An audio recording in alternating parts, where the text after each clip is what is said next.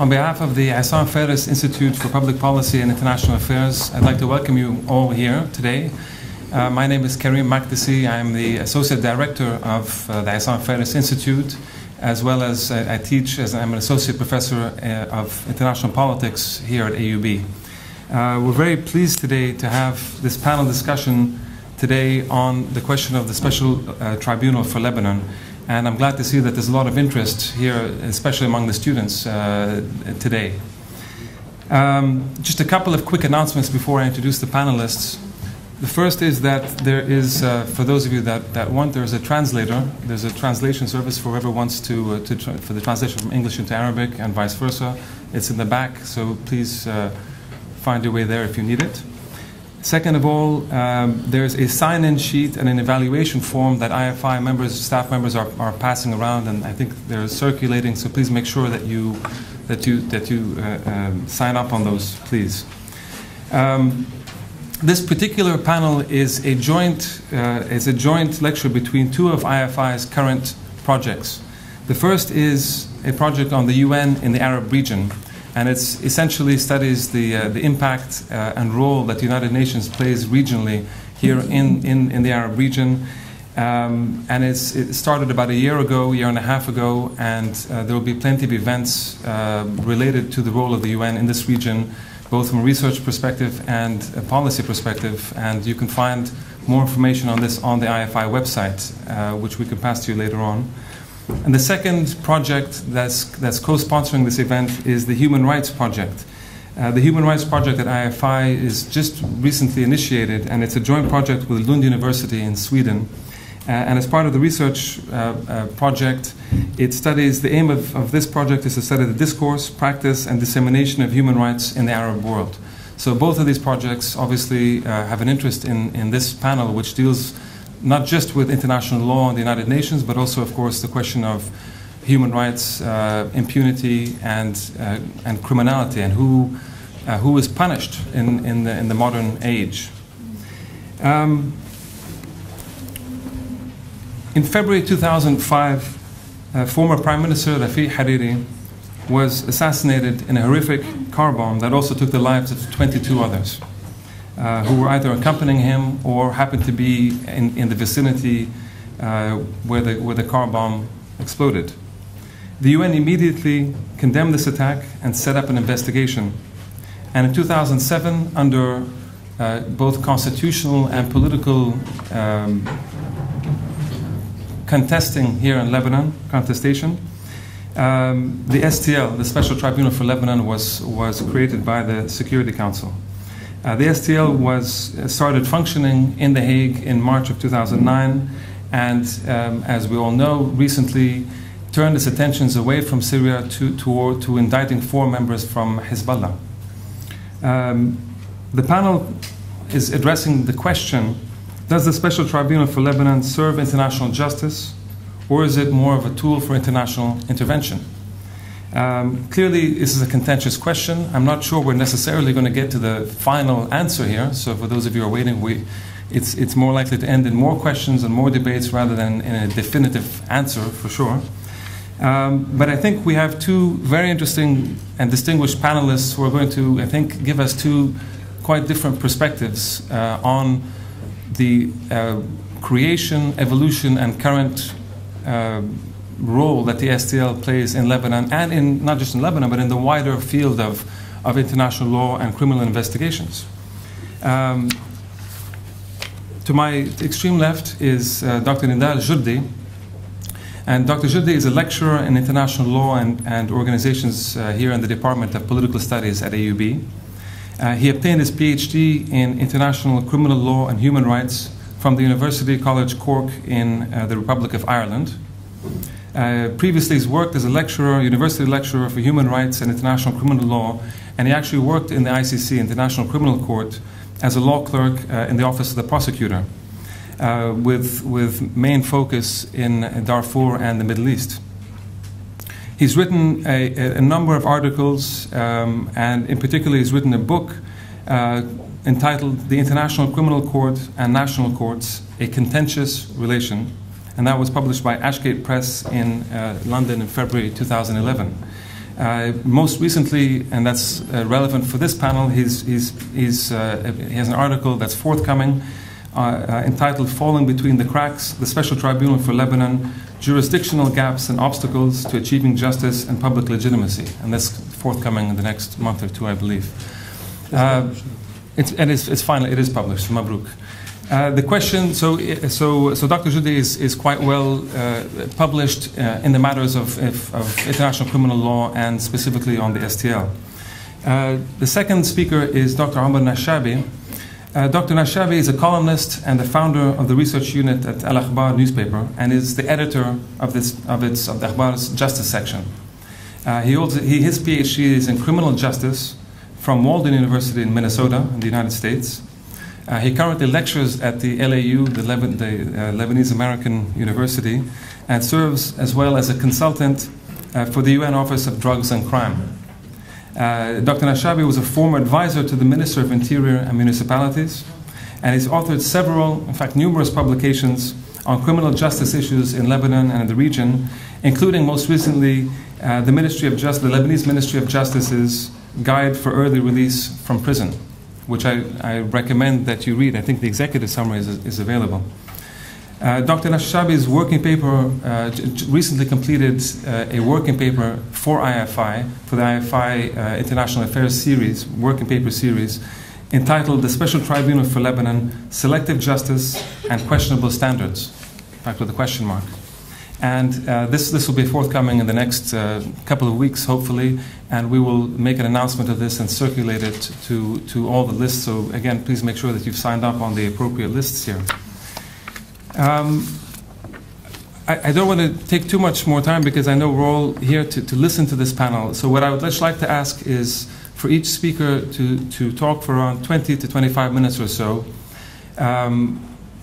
Then we will have a discussion, a sort of a question answer and a discussion, which we have, I think, until around 6:30 or 6:40, 6:45 to end the panel. So without further ado, I'd like to welcome both our panelists, and we'll start with Dr. Nidal Jurdi. Thank you. Dr. Karim, thank you very much. Thank you very much. I'll be discussing a topic I know it's very contentious. I cover it from a legal perspective, so I try to remain safe, but I know it will not remain. I will go back in terms of the origins of the idea of why did we have an STL, why did we have an STL, and why are we here with all the debates on the STL. The starting point is that after the assassination of Prime Minister Hariri, or even before, the idea of culture of impunity in Lebanon was materialized in a number of incidents and a number of events. Going back to the Civil War, the amnesty law, and after that. So Lebanon's culture, unfortunately, was filled with these examples of absence of any accountability for these, whether international crimes or serious crimes as assassinations and other. Maybe we had one example, which was not also a very good example for prosecution, or few examples which were sometimes politically motivated rather than working on establishing rule of law and accountability properly. Another issue is the absence of truth-seeking. In every society after war, there is a serious attempt that society tries to reconcile with itself. This starts with truth-seeking, knowing what happened, holding the perpetrators or the serious perpetrators accountable, then reconciling with the society itself and turning the page to move forward. Lebanon never witnessed that. So the continuous division of the Lebanese society continued in different shapes and forms, and all that continued even until the eve of 2005. And all that accompanied with strong external interventions.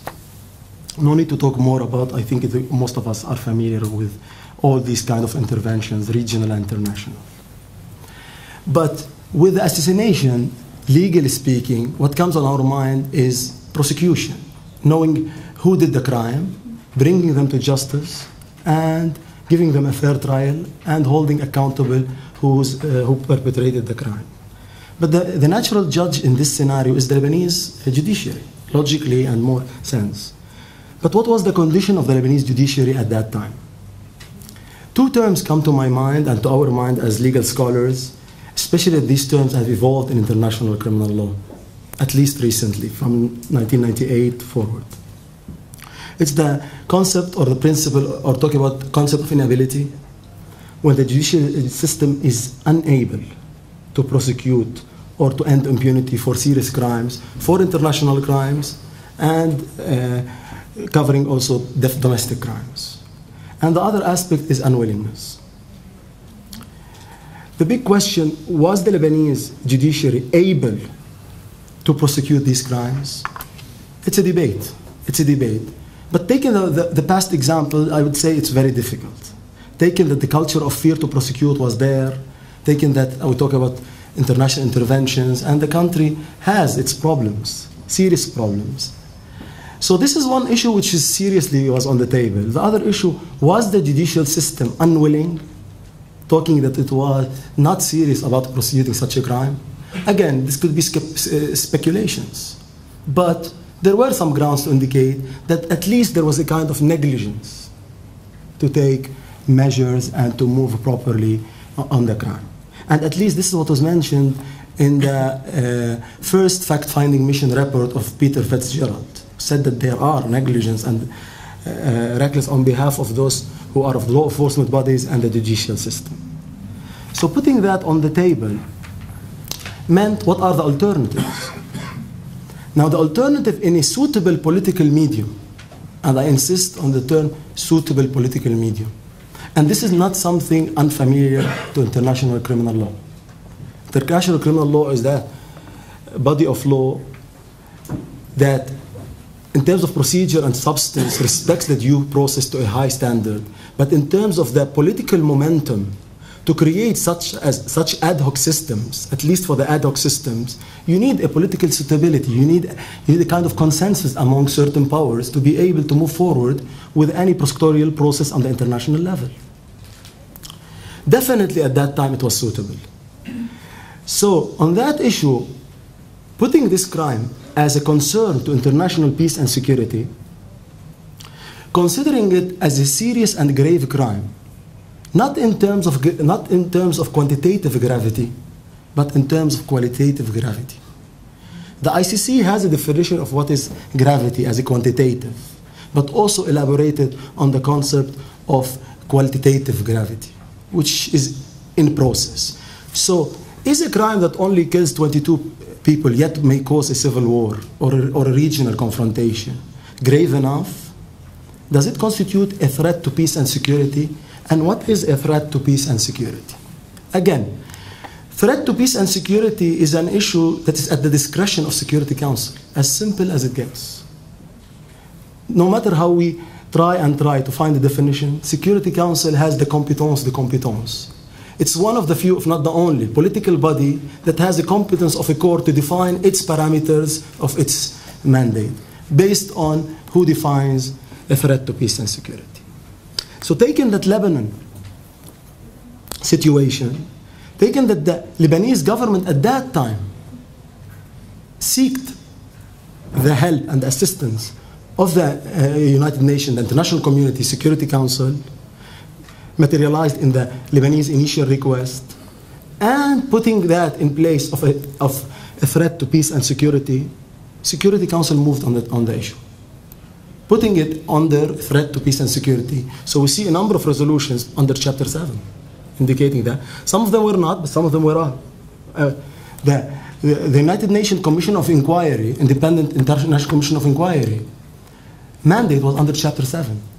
Interestingly, we had an investigative commission under Chapter 7. Then we had a court which is not under Chapter 7, until later it became under Chapter 7. So what is the legal nature of that tale? I don't want to take time to talk about the process more. I'll move because I know there are other interesting issues to talk about. So the big question after the process of moving from fact-finding mission to UNIC, United Nations International Independent Investigation Commission, and moving forward to a tribunal. Initially, what was on mind is a mixed tribunal, similar to the Sierra Leonean model.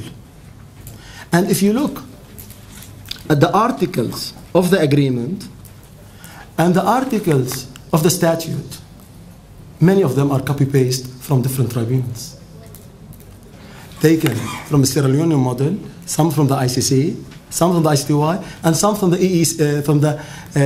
from the Cambodian criminal extra chambers. Now we can criticize, talk, what does that mean, again, for the suitability of the Lebanese model. But basically, it was envisaged for a treaty-based organization, as easy as it gets. Lebanon failed to ratify the agreement, international agreement, the treaty, / okay? What happened? The tribunal was put in force under Chapter 7. What does that mean? That means that the legal nature of the Special Tribunal for Lebanon,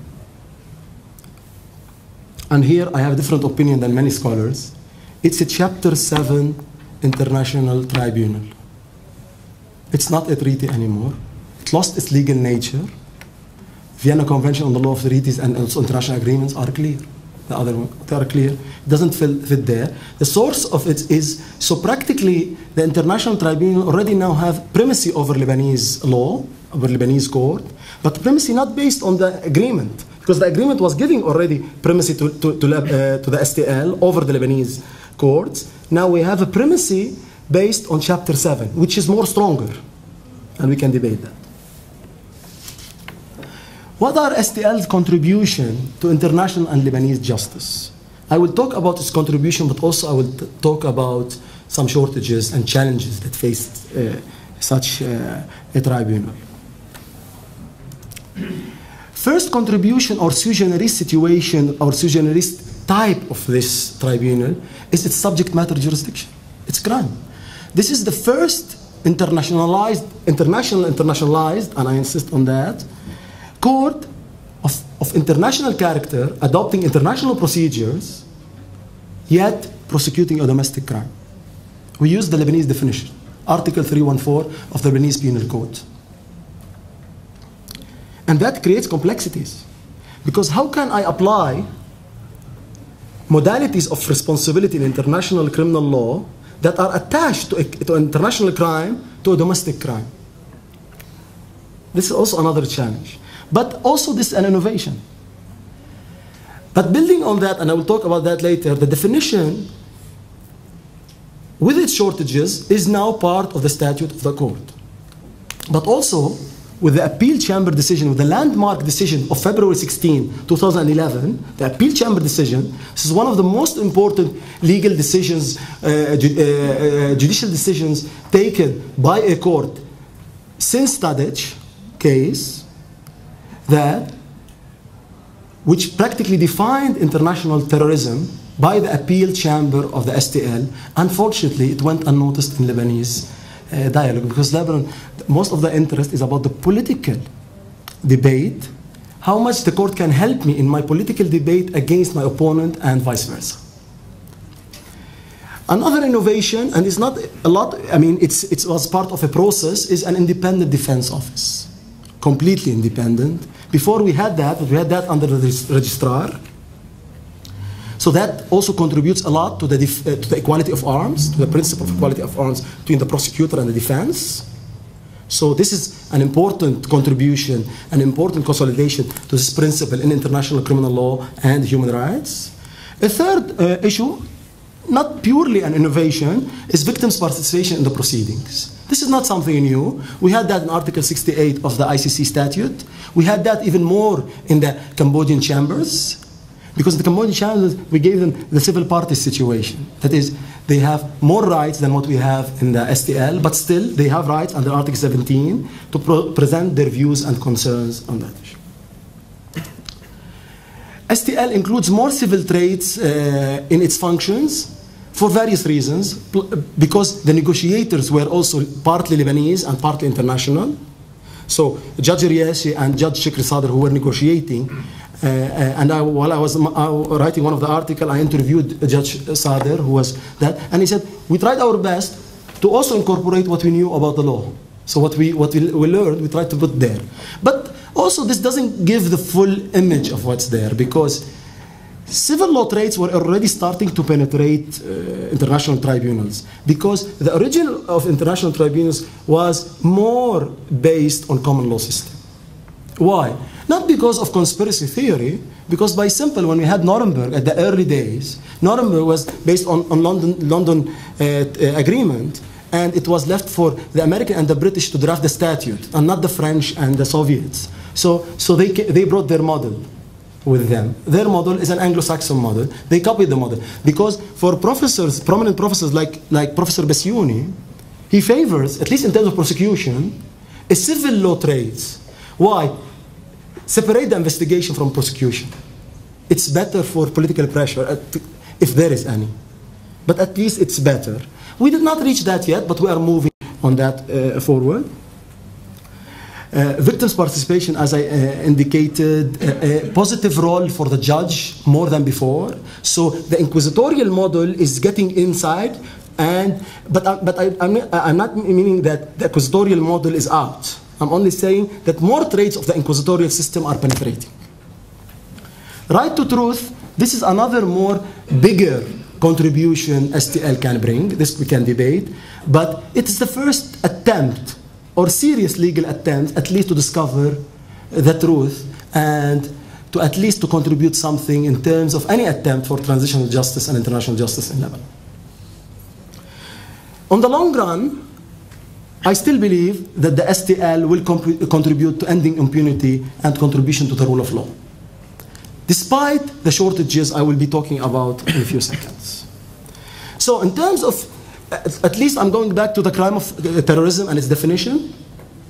The court said that Lebanese definition of terrorism will be applicable, but taking into consideration binding international obligations over Lebanon. Taking that, the Arab Convention, the Arab International Convention, Arab Convention on Terrorism, taking customary international law.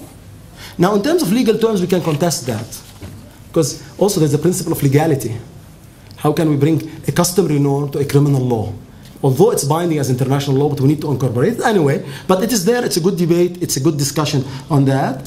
But more important and more interesting is the international crime of terrorism, which coincides with the Lebanese at some points, but is different on another.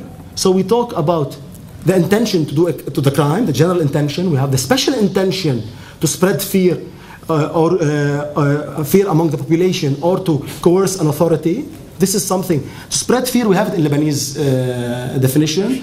Coerce an authority, we don't have it. This is an increase. Okay? Committing a criminal act, this is more narrower than the Lebanese definition. Lebanese definition does not require acts that are criminalized by themselves, and having a transnational act. Lebanese does not require that. So these are the basics. I don't have time, so I will be brief. These are the basics which were talked in the appeal decision of 16 February 2011, a very important landmark decision. For some scholars, this is only speculation. They say that Professor Kassese, one of the reasons that the late Professor Kassese, we lost him unfortunately, is that he came to the court to deliver this decision. This could be debated, but some say he came to the court just to give this, one of the issues is to give this decision, because for some, at least my generation, because that he's a prominent figure, much bigger even than the STL itself, for my generation. What are the challenges that have faced the STL process? A number of challenges. Practical problems, I'm talking about them. Trial in absentia is a challenge. Unresolved complexities in the relation between STL and UNIC, the Independent Investigation Commission. Unresolved complexity in relation of UNIC with Lebanese courts. Apparent weak knowledge of Lebanese socio-political dynamics. And this is another challenge for international courts, and I'll be talking about. Practical problems. Serious practical problems, starting with UNIC. And here I'm talking about UNIC. What were the practical problems for such an investigation? Insecure environment. They were working in a very insecure environment. Threats were all over the place. They were not able to move easily. And they were facing a lot of challenges. Don't forget, international criminal law still is being applicable by the state. So still although we consider sometimes this a direct enforcement mechanism, but this is misleading.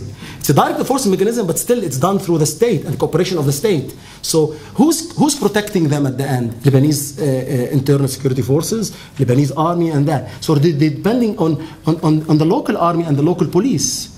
And they were doing a great job, but also you need to be careful on all levels. You never know who's penetrating who. Because of that, most of the staff had to remain in their headquarters for a long, long time, suffering sometimes from, and it's as if you are in a prison. What does that mean? High staff turnover. Who wants to stay in Monteverde for more than 6 months, a year maximum? Your life is threatened, you're facing all kinds of danger. High turnover meant delaying the process and the investigation process. Plus the possibility of leaks. Because the number of staff are increasing. They are bound by confidentiality, but the more you have staff, the more the chances, mathematical equation, of the possibility of some misconduct. Ongoing conflict. ICL many times was post-conflict. It's the ICC now working in some conflict situation, which is very complex, trust me. So Lebanon, already the assassination was still ongoing. Insecurity is still there. So you are working in a very volatile situation, and things are changing, and you have to adapt to that, to international staff who are very skilled in terms of investigation and legal processes, but not very well skilled in terms of situation analysis and what's happening in such a society and in such a political dynamics. So all that was a serious challenge to the process, and meant sometimes losing the momentum. Because you want to do a proper process, but at the same time, you need also justice delayed, sometimes justice denied. Trial in absentia. Not easily accepted in international criminal law, although it was used in Nuremberg. Martin Bormann case was a case of trial in absentia, but ICL never used it again. However, the civil law system knows it much better than the common law system by far. The European Court of Human Rights said that trial in absentia in itself with certain guarantees may not be a violation of human rights when certain strict guarantees are there in place. Now, if you look at the Article 22 of the STL, most of its articles are fine in compliance with human rights standard to a certain extent, except with one sub-proviso. This is the proviso which says has not been handed over to the tribunal by state authorities concerned. Means I may want to, I'm willing to come before the court. I want to be tried and I want to defend myself, yet one state refused to surrender me to the STL. I will be tried in absentia. I have the right to retrial, but still. This is a challenge, again. But by the way, Lebanese negotiator insisted on that. It's not something which was only that, it was insisted on that, and even for the common law background negotiators, they were not at ease with that, but then they yielded in this favor. Another unresolved complexity in that regard is the issue of the relation between STL and UNIC. STL had a mandate under Security Council Resolution, Chapter 7, to investigate, to support the Lebanese, but not to prosecute. It has no prosecutorial mandate. What will happen, and what happened if a witness shows before a UNIC and gives a false testimony? This happened. What is the locus standi of this false witness? Who prosecute him or her? The UNIC has no mandate. Lebanese court has no mandate. Why? Because Article 408 of the Lebanese Penal Code is clear, talking about before Lebanese authorities. And you know that a criminal article, law article, should be read restrictively, and we cannot analogize. So he lied before a commission. The commission has no prosecutorial authority and cannot take measure against this person. Another challenge is disclosure of confidential reports. UNIC is a UN-mandated commission, so the UN regulations applies. UN regulations means if you violate the confidentiality clause, you will be sanctioned administratively. your contract will be ended, your salaries, etc. will stop. There are punitive measures, but there are no criminal measures for that. Is it a criminal offense under? It's an administrative misregulation on that. So all these challenges were not envisaged by the drafters because of ad hoc legislation. This is the problem when we legislate. We cannot foresee what will emerge later because of such modalities. In relation, again, with Lebanese courts, same story. Recommendation from UNIC to Lebanese courts, you arrest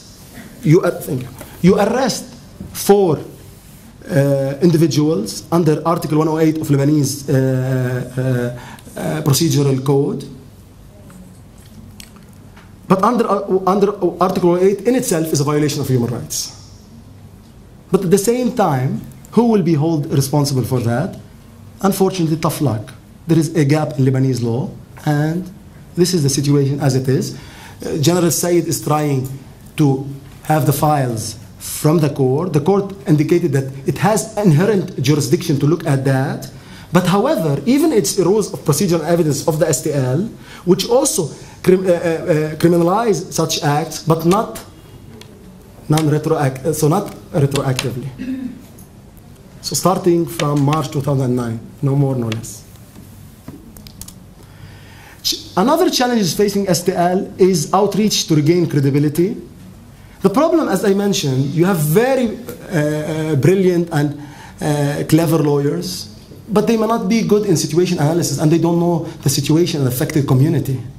So this is a challenge for the outreach of the STL to know the population, to reach the population, because most of the activities of the STL have been in closed circles to these elitist scholars, but if you go to the common individual on the street, they didn't hear about these activities, unfortunately. But this is not only a problem of STL. This is the same with the ICTY. This is the same of the ICC. So we're still learning, and we are still work in progress on that. STL contributions, quickly. In spite of that, STL remains a model in fair trial. Sorry, there is a typo here. Okay. On that, it's a model in fair trial. Why? Because the guarantees in the international criminal law are all incorporated in the STL. Looking at Article 15, Article 16, for respecting due process, fair trial, human rights guarantees are there, equality of arms.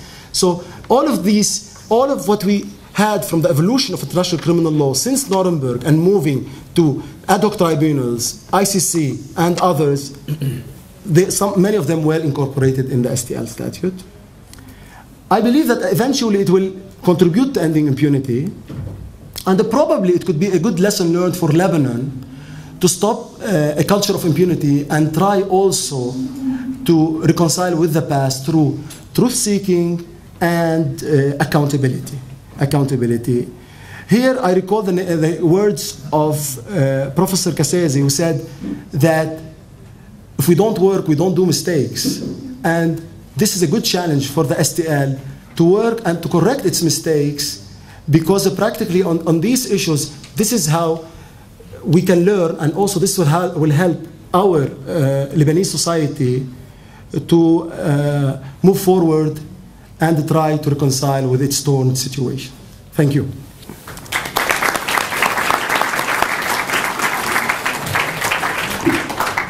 Thank you very much, Nidal, for pointing out the very interesting international law analysis to talk about the innovation of the STL, as well as its challenges, but also ending on this optimistic note that in fact, despite the challenges and difficulties, that there is possibility for the Special Tribunal for Lebanon to move beyond its, as you're talking about, its perceptions, and perhaps to actually end impunity, not just in the case, perhaps not just in the case of the Hariri case, but also more generally and beyond this individual case. Let's hope this is the case. So I'd like to turn to our second speaker, Dr. Omar Nashabe, and as well you have 20 to 25 minutes. Thank you. Okay. I would like to start by thanking you for being here and for actively participating in the discussion that will follow, hopefully.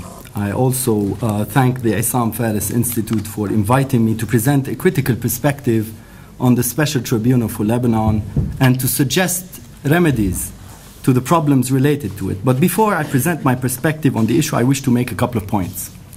I think this round table should have been held 5 or 4 years ago, in 2007 or in 2008, before the Special Tribunal for Lebanon started functioning in 2009, and long before the prosecutor filed his first indictment.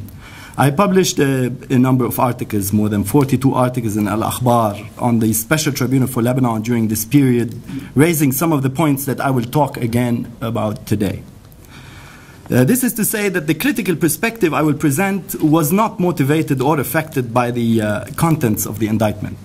The second point I wish to make before I present the case is a reminder that access to justice is a fundamental right for everyone in peacetime and wartime, for the rich and poor, for current and former presidents and prime ministers, and for ordinary people as well, regardless of their nationality, race, or religion.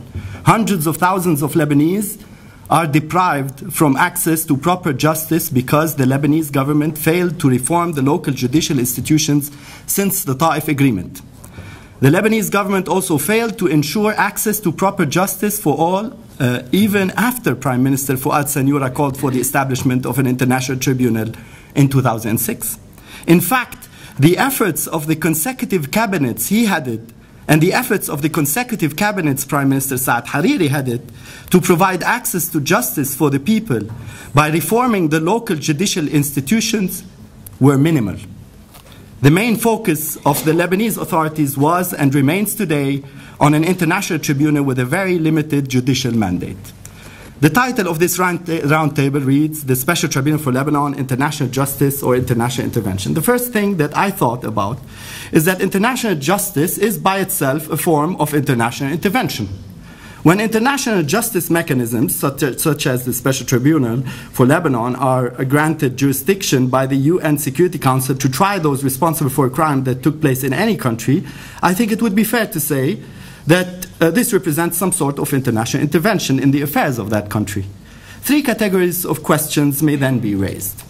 The first category seeks to explore the decision to launch an international tribunal or an international justice mechanism such as the STL. How was the decision to establish the tribunal made? Who requested the establishment of such an international tribunal? Did the local official institutions agree? Does its mandate comply with the country's constitution and legal provisions?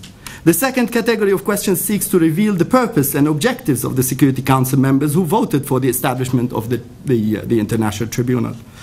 What was the purpose of the Security Council members who established this tribunal? Would those political forces push for establishing the tribunal and then leave it to file indictments and reach verdicts that may challenge their interests in Lebanon and the region? The third category of questions seeks to explore if the Special Tribunal for Lebanon contributes to pushing forward fair trial and the rule of law in Lebanon. Will it help end impunity in Lebanon? Will it revive a culture of justice in the country? Will it contribute to re-establishing the rule of law in Lebanon? Will it be the beginning of granting everyone access to justice in Lebanon?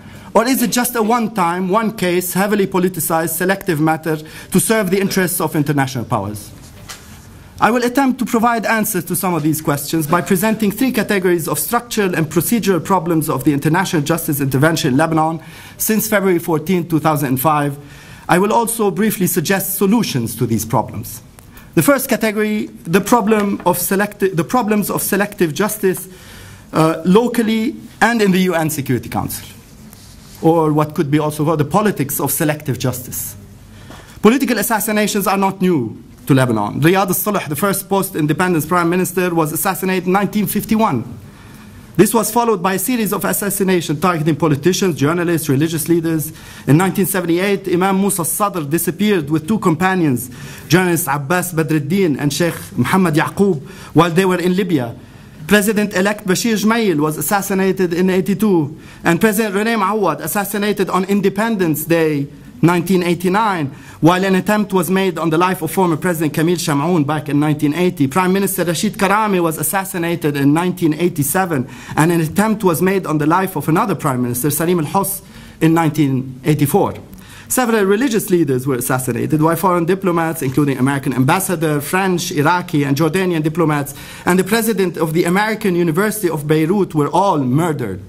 Indeed, the assassination of Hariri was also followed by a series of assassinations, including those of Member of Parliament Gibran Twaini, politician George Howie, journalist Samir Asir in 2005, Minister Pierre Jmail, and activist Mohammed and Nidal Jurdi in 2006, members of Parliament Walid Eido, Antoine Ghanem, Army General Francois Haj in 2007, and police investigator Wissam Eid in 2008. This period also witnessed, in the summer of 2006, Israel's sixth invasion of Lebanon, in which over 1,000 civilians were killed and many thousands more injured.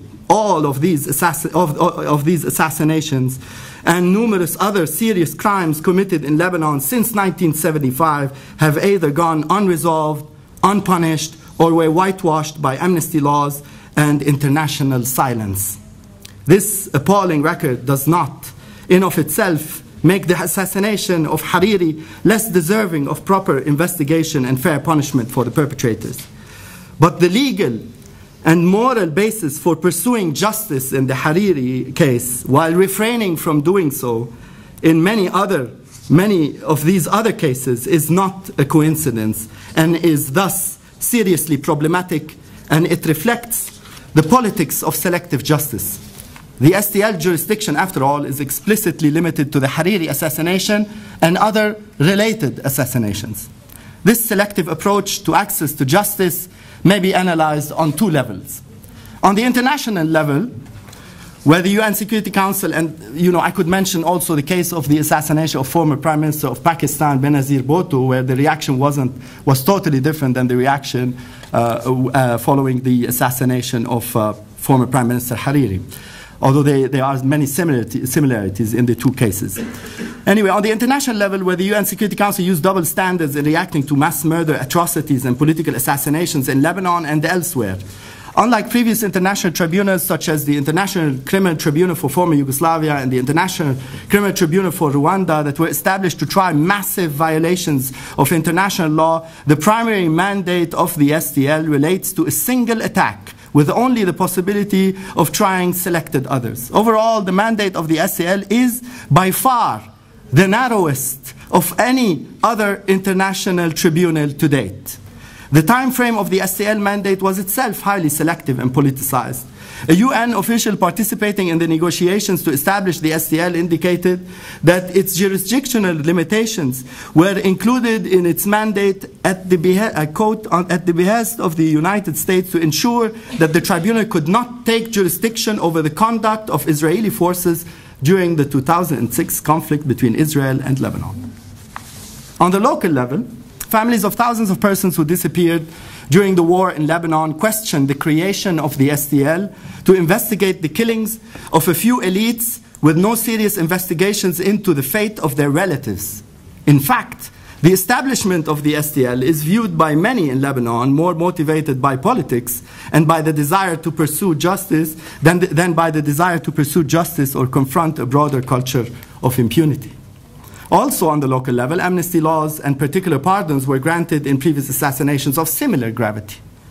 An amnesty law was passed on July 18, 2005, just 5 months after the assassination of Hariri by a parliament elected in May 2005, dominated by Hariri's political allies. It amnestied ex-warlord Samir Jaja for 5 specific sentences against him. In one of those cases, Jaja was convicted of and sentenced by the Judicial Council, the highest Lebanese judicial authority, with the participation, by the way, of Judge Riashi, who is now the vice president of the tribunal, for the assassination of Prime Minister Rashid Karami in 1987. The fact that Karami and others were assassinated during the civil war does not make their case less deserving of prosecution. Another kind of selective access to justice is in relation to the Lebanese civil war and to the devastating July-August 2006 war, which included a long list of serious human rights violations and brutal massacres. Yet there was never any criminal investigation of these violations, nor were those responsible brought to justice. Instead, in the case of the civil war crimes, The Lebanese government passed a general amnesty law in 1991, which granted amnesty for crimes committed by militias and armed groups before 28 March 1991. The amnestied leaders of militias that had committed savage murders, often killing whole families and desecrating the victims, strongly promoted the establishment of an international tribunal to try those responsible for the assassination of Rafiq Hariri. There has been no plan to establish war crimes or human rights trials, and there are no policies for transitional justice mechanisms or national reconciliation process in Lebanon. Suggested solutions, now the solutions to this problem. Suggested solutions to the problem of selective justice may be based on enlarging the STL's mandate to include other serious crimes and setting up a transitional justice plan that would allow gradual transfer of jurisdiction over the cases that are part of the STL's suggested extended mandate to Lebanese courts. This solution would require an immediate and robust reform plan for local judicial institutions. Needless to say that it will also require a profound, honest commitment of the main political parties in Lebanon to the principles of justice. Another solution may be based on setting up a Truth and Reconciliation Commission in Lebanon as a follow-up to the amnesty laws that were passed. The commission would attempt to identify the fate of thousands of missing persons in Lebanon and would utilize the power of shame on all of Lebanon's warlords and their adherents. The second category of problems, the problem of compromising Lebanon's sovereignty. From a constitutional point of view, it should be noted that at the time the agreement to establish the STL was signed by the Lebanese cabinet in 2006, there had been a devastating war in July-August 2006, and 6 ministers, 5 of whom represented the total number of Muslim Shiite ministers, had resigned from the government. Paragraph J of the Lebanese constitution preamble states that, quote, "There is no constitutional legitimacy for any authority which contradicts the pact of communal coexistence," unquote, which requires a representative presence of all major religious sects in the government. The President of the Republic negotiates international treaties in coordination with the Council of Ministers. Treaties are to be ratified by the Parliament whenever the national interests of security of the states are involved, according to Article 52 of the Constitution. However, the agreement to establish the STL was neither negotiated by the President nor ratified by Parliament. Thereafter, the Cabinet deliberation and its endorsement of the draft for the international agreement to establish the STL bypassed Lebanon's constitutional provisions. Enforcement under Chapter 7, Article 2, Paragraph 7 of the UN Charter, as an exception to the principle of national sovereignty, was used by the Security Council to bypass Parliament. This approach differs from previous uses of Chapter 7 to establish international tribunals. In the case of the International Criminal Tribunal for Yugoslavia and the International Criminal Tribunal for Rwanda, the use of Chapter 7 was sparked by serious human rights violations and atrocities. This does not apply in the Hariri assassination case.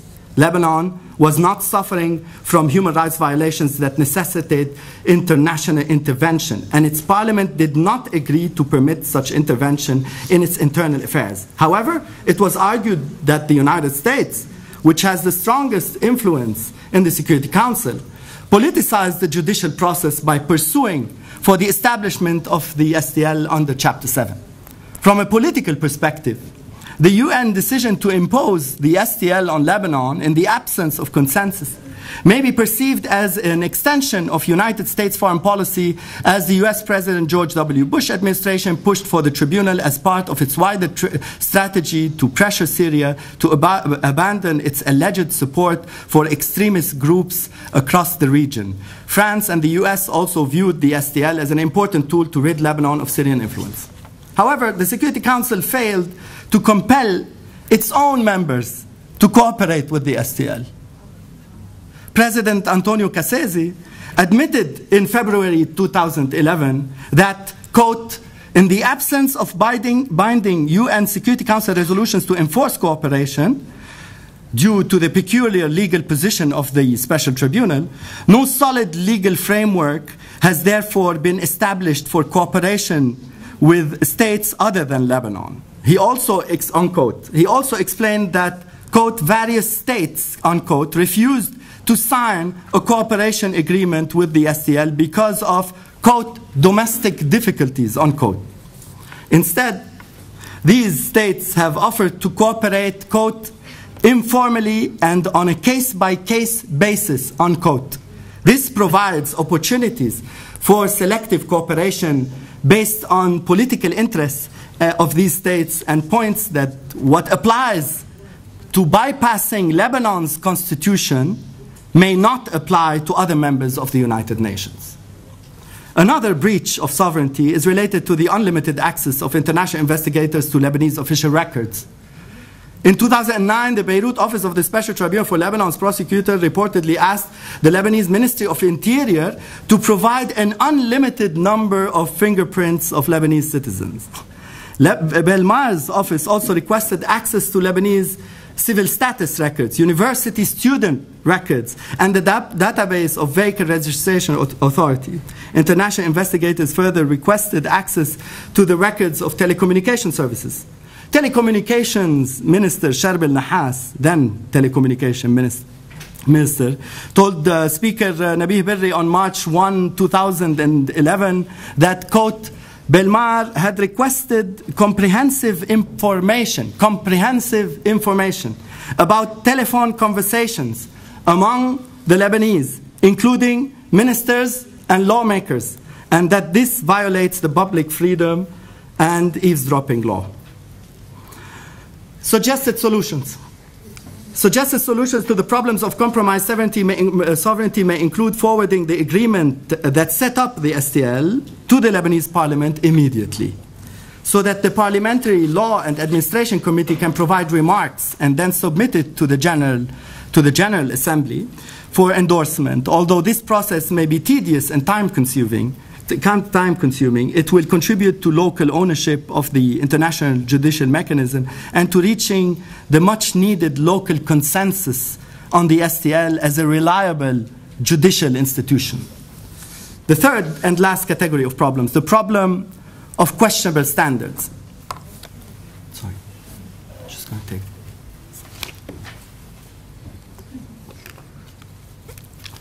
United Nations Independent Investigative International Commission, the violations of this commission of the Lebanese laws. In the first report of the United Nations Independent Investigative Commission on October 20, 2005, the Commissioner Melis published details of the investigations conducted by the Lebanese authorities prior to the arrival of international investigators. From page 16 to page 19 of the report, made public immediately after it was presented to the UN Security Council, Melis published the names of more than 25 witnesses interviewed by Lebanese Judge Michel Abu Harraj, by the way, who resigned in March 2005 for unknown reasons. This was in clear violation of Article 53 of the Lebanese Code of Criminal Prosecutions that is supposed to be respected by the UNIIC according to Article 2 and 4 of the Memorandum of Understanding signed by Melis himself and the Lebanese Minister of Justice Khalid Qabbani. Article 53 of the Lebanese Code of Criminal Prosecutions states, quote, the investigation shall remain confidential until such time as the case is referred to the trial court. Anyone who breaches the confidentiality of the investigation shall be liable to prosecution, unquote.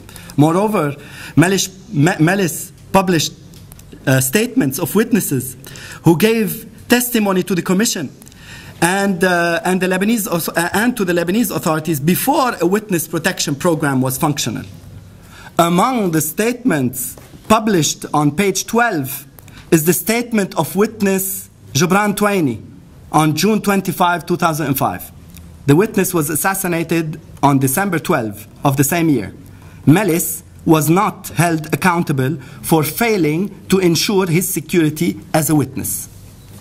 A suggested solution to this problem may include a Lebanese government request to the United Nations Secretary General to establish an independent commission that would report on the UNIIC breaches of Lebanese laws and would recommend setting up mechanisms of accountability. The findings of the Commission would have to be transferred to the STL in order to identify if the motives for such breaches was related to any of the crimes that fall under STL jurisdiction.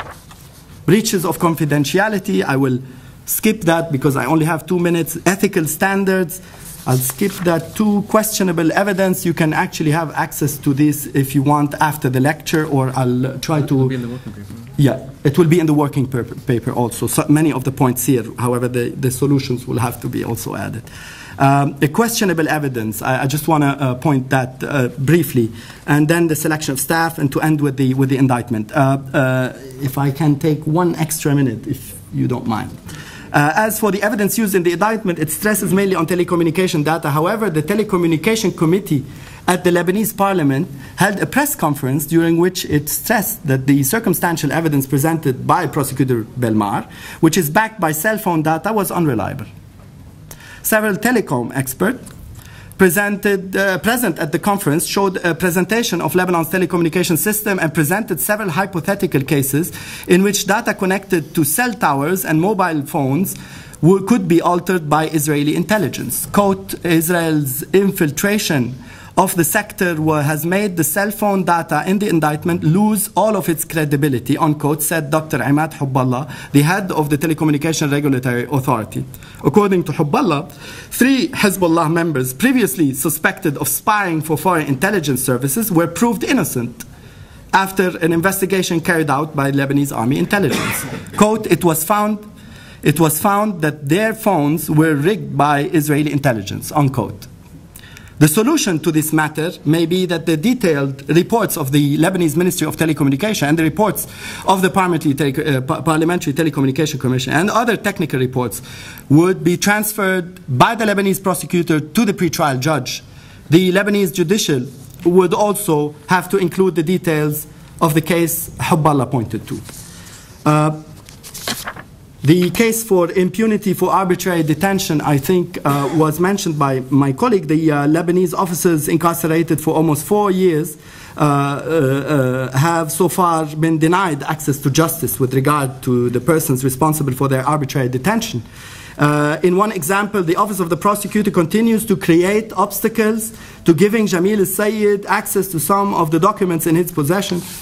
Such documents would allow his lawyers to proceed with court cases to prosecute those responsible for arbitrary detention.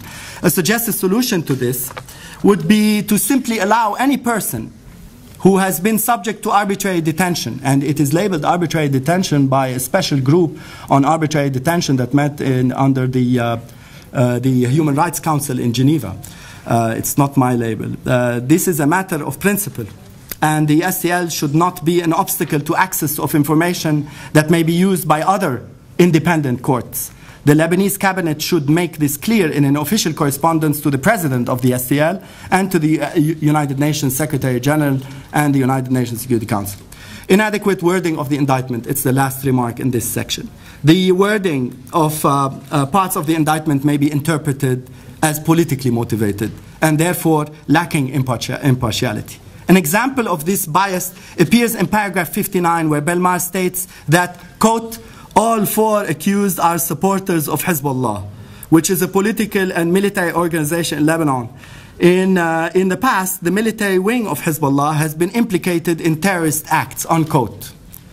Belmar, who stressed the experience, training, and affiliations of the indicted person with Hezbollah, does not offer a reference supporting his assertion that Hezbollah was involved in terrorism. And so far, no international judicial body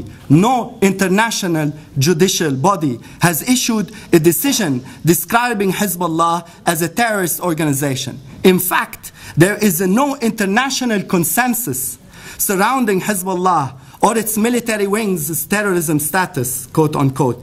And the United Nations does not recognize Hezbollah as a terrorist organization. Several countries, including the United States, Israel, and Canada, have officially labeled the group as a terrorist organization, though, notably, the European Union has not. A suggested solution would be a formal request by the Lebanese government to the president of the STL for correcting the content and form of the indictment. The mandate of the STL is to try individuals, not organizations and resistance movements. This must be clear in the indictment. Conclusion. The Lebanese are divided. The Lebanese are divided, and tension in this post-war country is rising. A large group adheres to the STL, and an equally large group rejects it. The indictment and coming verdict will inevitably be accepted by one group and rejected by another.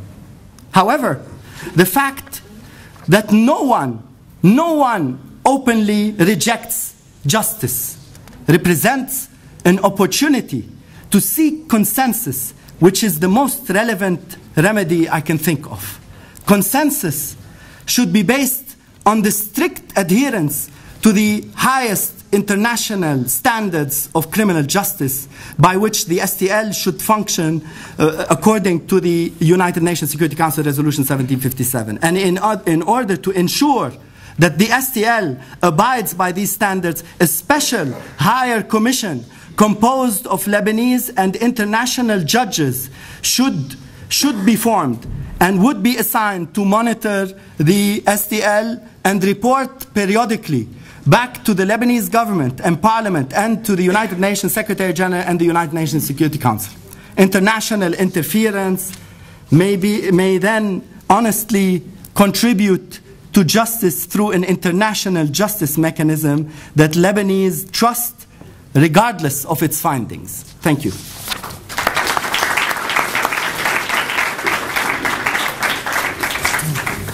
Okay, thank you very much, Omar, for the comprehensive and detailed critique of the STL. Sorry for taking more time. The STL, as well as providing for some possible solutions as well. I would just, before we get on to the discussion, the questions, I just wanted to thank the staff at IFI, which I forgot to thank at the beginning, and especially Suzanne Qasim and Hania Bakdash, who are project or program coordinators at IFI. So thank you to them and to the rest of the staff for putting all this together. So I'd like to, since we have about, I think, half an hour, 45 minutes or so for questions and discussion, I'd like to make sure that, as a rule, that whoever, I think there's mics, is there a microphone? Yeah, there's going to be a mic coming about, but please identify yourselves and also keep your question or statement very, very short, as short as possible, so we can allow as much discussion as possible. I will intervene as the UN member or something to cut you off if you start going off too long. So please keep it short and try to make it a question if possible. Sari, please start. Thank you, Omar and Nidal. Well, 2 points. First, I would like your opinion how much convincing the indictment, I mean, whether the circumstantial evidence are for you really as legal expert convincing or not. Second point for Omar specifically, well, I'm not really very comfortable with your, I find you very sovereignist today. I mean, I think that the beauty of Hezbollah, that this is a party is completely understand politics, internal and external, against the sovereignist vision.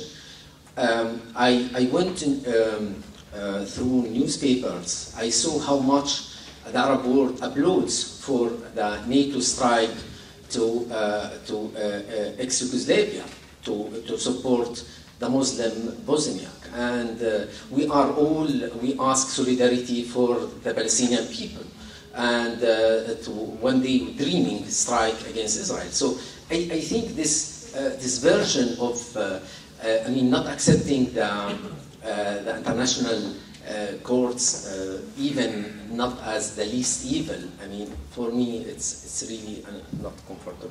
Yeah. Maybe we could take just two questions at a time, please. Okay. Yeah, I'd like to know, my name is Mina Alami, I'm a journalist. I'd like to know what you think of the legality today of the decision of the government to pay the contribution to the STL.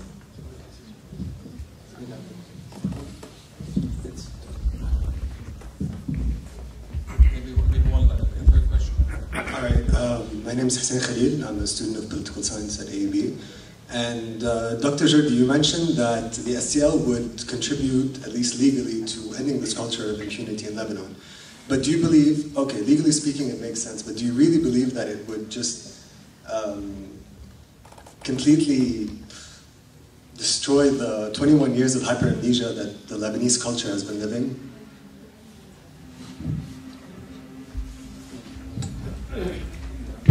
Yes, thank you. First question is the most difficult, it's Harry's question on indictment, but what I'll say is that, first of all, let's wait for the disclosure of evidence.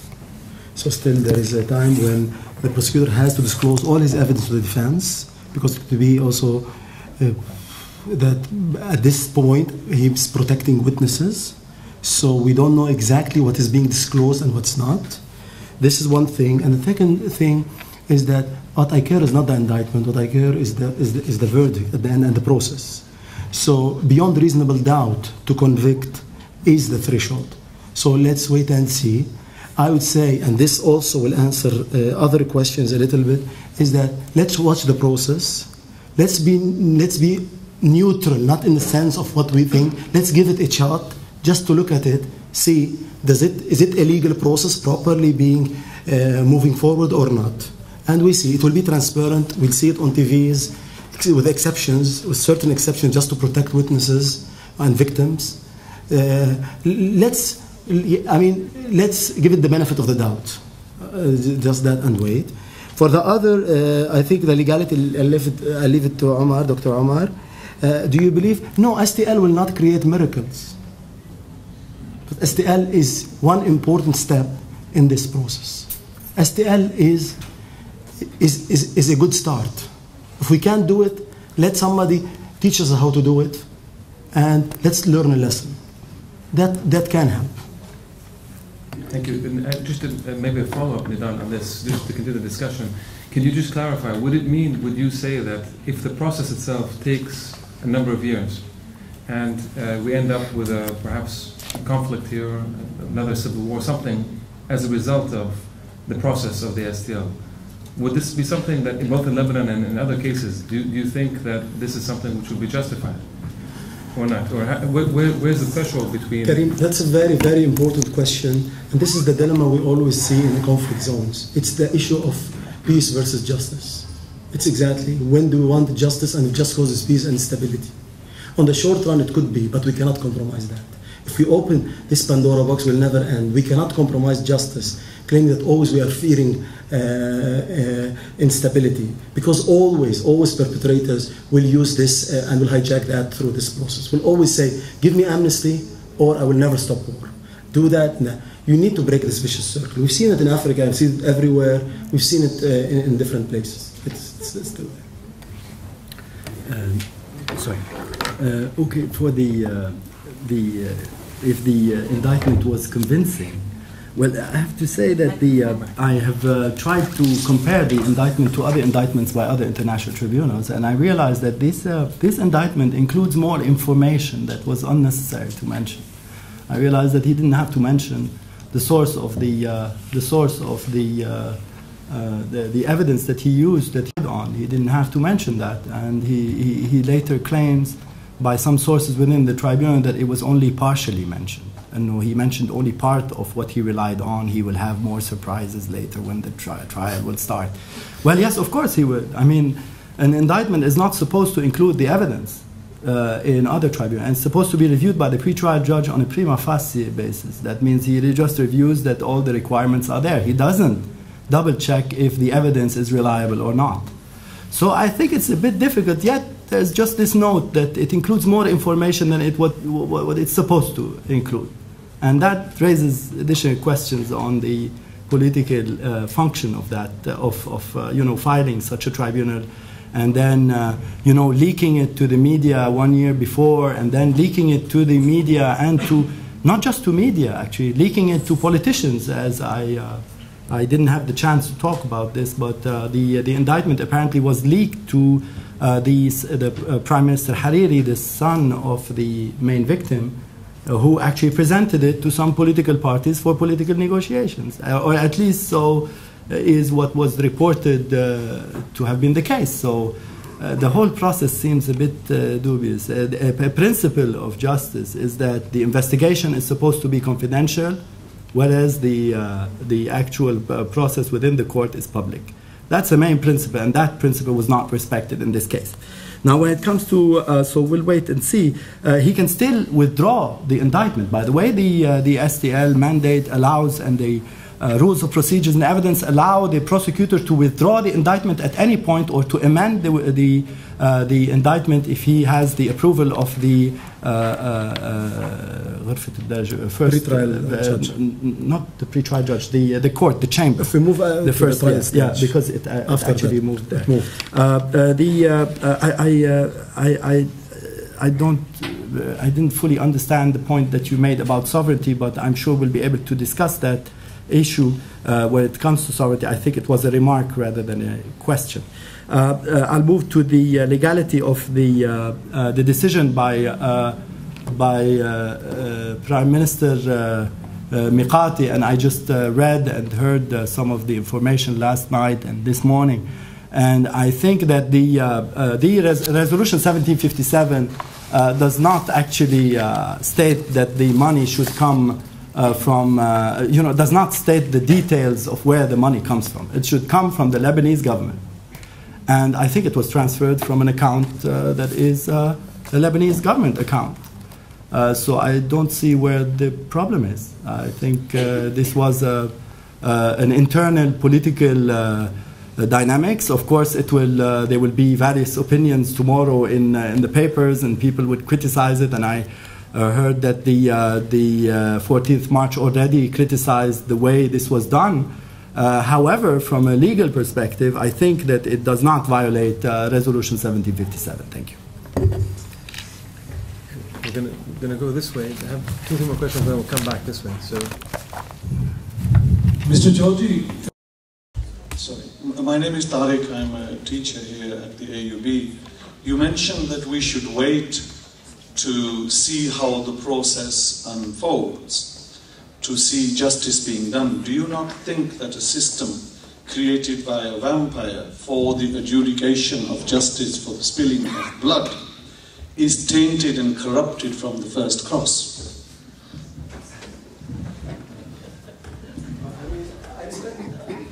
Should I answer this? No.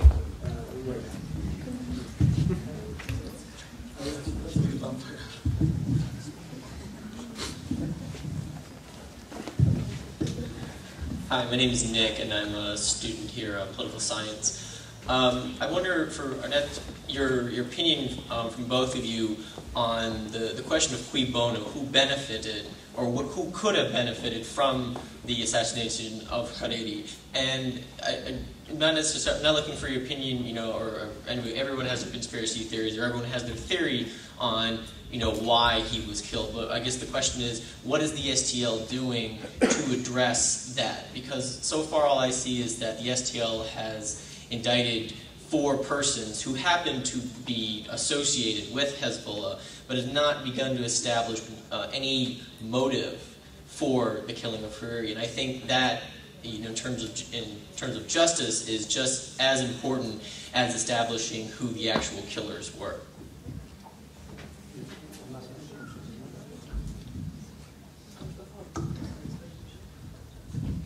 okay, and then we'll come back up.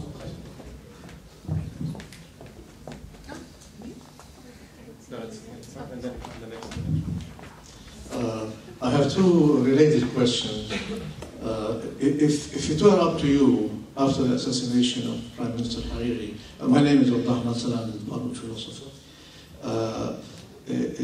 What alternative course of action would you have advised to be taken at that time? I know this is retrospective and hypothetical, But a second related question, I think, and I don't have time to say why it is related, but moving on, that we're now here where we are.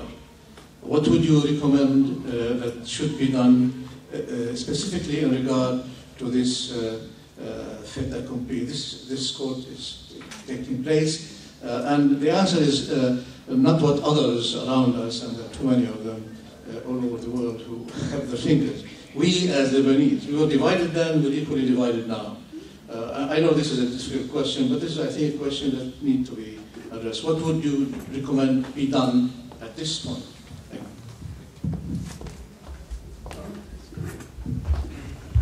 I'll take the question. I have a very simple answer to that.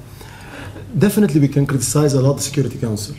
And definitely sometimes Security Council did a lot of nasty things. At the same time, there were contributions sometimes to human rights in some aspects.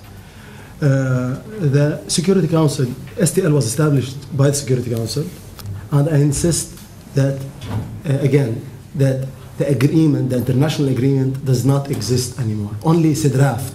It's a draft, but it's in legal nature. It's not anymore international agreement. So Lebanon is bound not by constitution. No need to talk about the constitutionality of the process and all that. This is I mean, I think it's outside the process because it's under Chapter 7 as the year gets. But back to that, and established by Chapter 7, ICTY, International Criminal Tribunal for the former Yugoslavia, was established similar to the STL. So same method of establishment with a few variations. Same as ICTR. I mean, relatively speaking, with some criticism, but ICTY at the end of the day contributed to ending impunity by bringing serious perpetrators and giving them a fair trial with some shortages, fine, but relatively speaking, it was not a bad process. It helped to prosecute those senior perpetrators who committed atrocious acts. So it's not always that bad. Again, what I said is wait and see. I said is just let's not have prejudgments on the process. Let's, at least we watch, we see the process, and we judge accordingly. If it goes by the rule of law, then it's... I believe in terms of process, the respect of due process will be there. The source of criticism which I criticize, or anybody can criticize, in international courts is the prosecutorial policy. The prosecutorial policy sometimes is, he or she, usually, they have wide discretion. And this is the area where you can criticize. But in terms of the trial itself, most of the trials, I mean, we were able to document them, we were able to watch them, and we saw points, and sometimes there was delay of proceedings because of respecting the rights of the accused to an extended extreme. So this is my stand on that. Yeah, I just want to point out, if I may, on the International Criminal Tribunal for former Yugoslavia. Well, yes, I agree with my colleague, but yet there were some bombings by the NATO that were not investigated. The prosecutor. They were not. Problem with the prosecutor. Yeah, so it was also a matter that would need to be further discussed. On the question of motives, the motives are not usually included in the indictment. The motives are presented in court, and that is related to the point that I made earlier, that the indictment itself is too long. It includes too much information, but it doesn't include any indication of the motive. And here's where the question is highly relevant by someone, I just don't remember who exactly asked the question. So I agree with the point. I can't fully answer that question. I think that, yes, the motive was not yet established, although there were indictments and there were a lot of details in the decision. What would have been the right way to deal with this when on the 15th of February, after the horrible attack on Hariri's motorcade that took the lives of innocent people, I think that there should have been a campaign to sign the Rome Treaty. There should have been a campaign for Lebanon to be part of the ICC. I think there should have been a campaign to improve the local judicial institutions that are collapsing, that are really not up to the level. There have been so many crimes in this country. So many people are deprived from access to justice. I think the first thing and the most important thing, and I was thinking last night about the fact that we have to, this is our international obligation to provide $32 million as our 49% contribution to the tribunal's budget. $32 million, we could build a new justice palace for all Lebanese.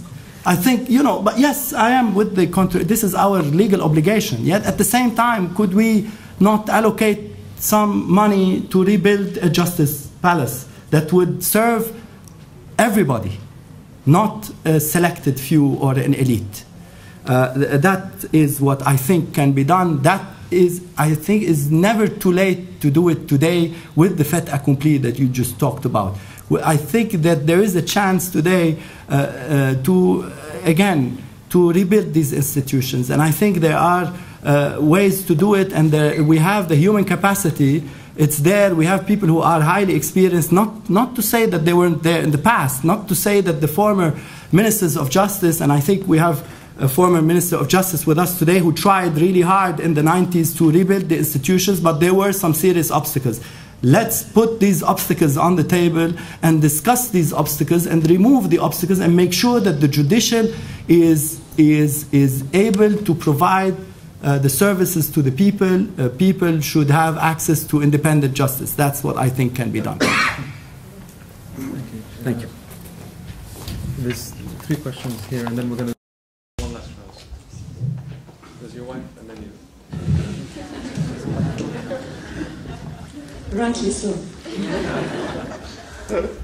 Looking forward from this point on, since it's regardless of where we stand, what's done is done. I am not of the legal, profession, but the little I know says that circumstantial evidence does not take you very far, does not indict easily unless it is formidable. Does the court, the STL, have a different basis, or will it also be weak circumstantial evidence, assuming that this is all there is, that the rest of whatever is hidden is also circumstantial? Then maybe there's a big chance that they will not end up indicting anyone. That's one. And then a very, very closely related issue. We know, assuming, I assume, the names of the judges that will finally decide the guilt or the innocence. And what do you think about them? Do you think it's a good choice? Who are they, and what do you think about them?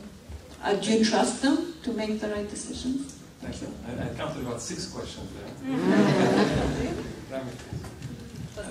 Thank you for your talks. I'm Rami Khouri from the Issam Faris Institute.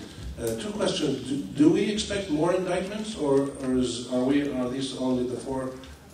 And the second question is, from both of your knowledge of the Lebanese judicial and political systems, do you see any evidence that the last 6 years of this process have contributed to what Omar was saying, that the strengthening, the re-legitimization, the reinvigoration of the judiciary in Lebanon, or is the judiciary completely tied to the political culture of Lebanon?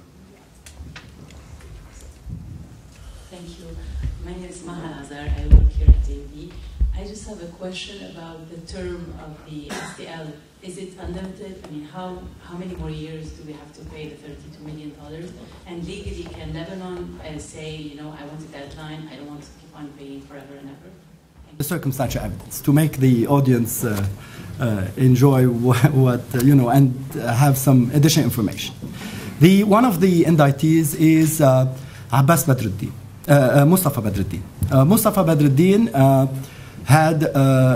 was accused of bombing in Kuwait in the 80s.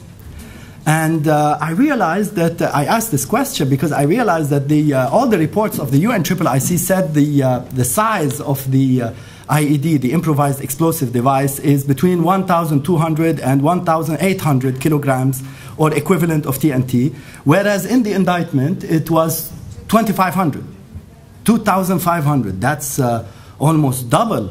So I was raising questions about this and asking some people, some sources, as we journalists sometimes use sources from within the tribunal, about how come this number turned from 1,200 or 1,800 to 2,500 or equivalent. He said, well, there may be other components.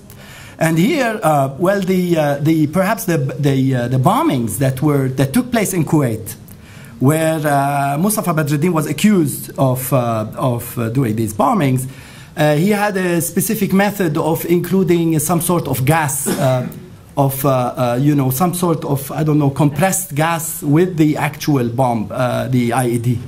And this was also a practice in Iraq.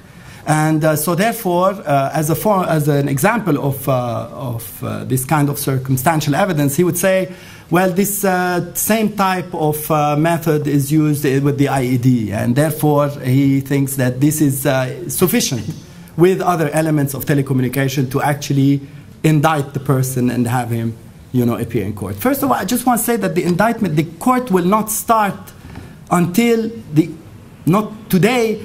Even the issue of trial in absentia there was no decision. We're waiting for the decision by the court to see if they're going to proceed with trial in absentia. There are some really controversial issues, and the prosecution objected and said that there are more measures that should be done to actually arrest the people and transfer them to The Hague. If the court will decide to go with absentia, trial in absentia, the prosecutor can still appeal the decision, and it will go to the appeals chamber, and it will take another 6 months to resolve. And then, if it doesn't happen, the actual proceedings will start by the end of spring or beginning of summer.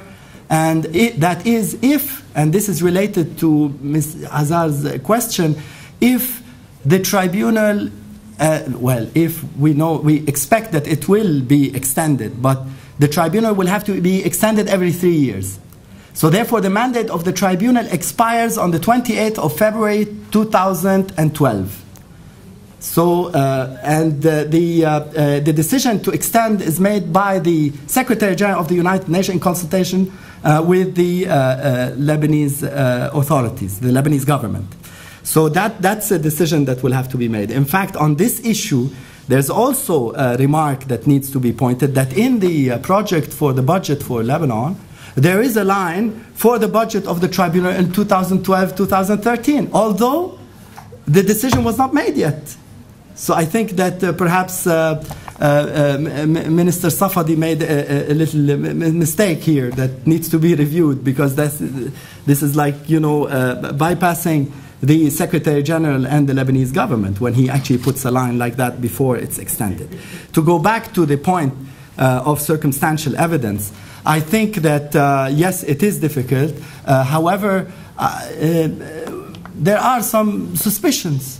Why would you know that the process, everybody knows that this process is going to take a long time. And everybody knows that there is no culture, there's no culture of justice in Lebanon. So an indictment is like a verdict in many cases. We have seen a horrible example in Ketermeya when a young man was suspected of committing a horrible crime. He was lynched in public, and the media, and no one was held accountable until today, by the way.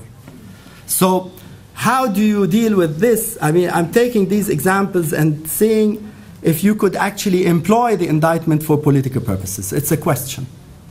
So you leave the actual indicted persons as if they were the true perpetrators of the crime.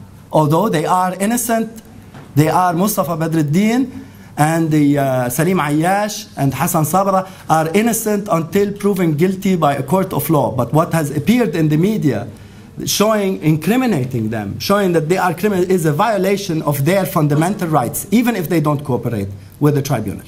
I just wanted to make that point clear. The term of the tribunal is for 3 years. The Lebanese government cannot say, well, it can actually, because let me just give an example. I'm sorry, I'm taking a bit long, but there is an important point that the Resolution 1757 explicitly points to a letter sent by Prime Minister Fuad Sanyura to the Secretary General of the United Nations, who transferred it to the President of the Security Council to actually put it in the agenda. That's a precedent. That's a very important precedent, because now if the Prime Minister of Lebanon can, based on this example, send remarks by the Lebanese authorities on the issue of the extension of the work of the tribunal, because anyway, the actual mandates and the agreement states that it is in cooperation with between the Secretary General and the Lebanese government. So therefore, the Lebanese government has a say, unlike what some people say. I think no, the Lebanese government has an important say, and I think that the Lebanese people have an important say. This is a special tribunal for Lebanon, and I think the Lebanese should be active in presenting a constructive, critical perspective in the service of justice. A few points left only. About the question you raised regarding indictment and conviction. I think this is, for the court, the threshold for indictment is that if there are reasonable grounds to believe that the crime has been committed by those individuals. So this is the threshold, reasonable grounds. For conviction, beyond reasonable doubt. So you have a higher threshold of that. For indictment, you have a lower threshold, but it goes through this way. Do we trust the judges? I mean, some of them are well-known names, but I mean, Kasseze, for instance, is one of the very well-known. He was one of the very, I mean, considered for some the godfather of international criminal law. Like, he is one of the founders of, or at least one of the prominent jurists. The current president is a senior judge in New Zealand. Bert Swart was a well-known, he passed away.